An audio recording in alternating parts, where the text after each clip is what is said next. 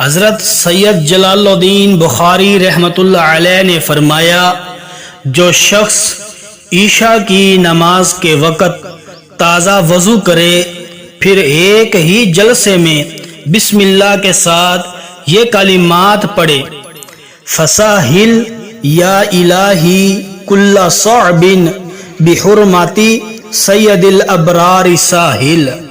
تو حضرت سید جلال الدین بخاری رحمۃ اللہ علیہ فرماتے ہیں، اگر ایک مسلمان کو پڑھنا مشکل ہے تو چند مسلمان ایک ہی مجلس میں بیٹھ کر 1.25 لاکھ یہ کلمات پڑھیں تو انشاءاللہ جتنی بھی بڑی مشکل ہوگی وہ حل ہو جائے گی۔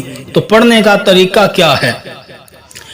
عشاء کی نماز کے وقت تازہ وضو کرے، پھر ان کلمات کو 2000 مرتبہ بسم اللہ کے ساتھ خوب دل لگا کر پڑھے، انشاءاللہ العزیز جتنی بھی بڑی مشکل ہو حل ہو جائے گی۔ اگر انسان اکیلا پڑھے تو ان کلمات کو 2000 مرتبہ پڑھے، اگر چند مسلمان بیٹھ کر پڑھے تو پھر ان کو 1.25 لاکھ مرتبہ پڑھے۔